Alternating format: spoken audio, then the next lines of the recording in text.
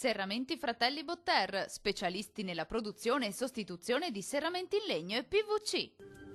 Ancora instabile sulle nostre regioni, precipitazioni sparse e anche qualche fiocco di neve sui rilievi. Vediamo il dettaglio. Sul Veneto tempo migliore al mattino, si intensificano le nubi nel pomeriggio con l'arrivo di piogge sparse e locali nevicate sui rilievi a 1300-1400 metri in calo entro sera, fino a 400-600 metri sui settori a nord, anche se deboli. Diamo uno sguardo alle temperature. Risultano essere in aumento, le massime saranno comprese tra gli 8 e i 13 gradi, minime tra 5 e 9 gradi circa.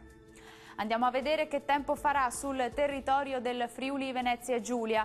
Molto nuvoloso con piogge e rovesci diffusi per tutta la giornata, anche forti sui settori dell'est udinese e del nord goriziano. Locali nevicate a 1300 metri, in calo la sera a 600-700 metri. Temperature massime tra i 10 e i 12 gradi, minime tra 7 e 10 gradi circa. Concludiamo con uno sguardo alla situazione del Trentino Alto Adige. Nubi e fiocchi sin dal mattino sui settori alpini di confine. Nel pomeriggio nubi e piogge ovunque, anche con locali nevicate a 600-800 metri, ma migliora nel corso della serata. Temperature massime sui 12-14 gradi, minime tra i 2 e i 3 gradi circa. Il mare sarà generalmente mosso, i venti invece saranno moderati e meridionali. Bene, per oggi è tutto, l'appuntamento con il meteo è come di consueto per domani. Arrivederci.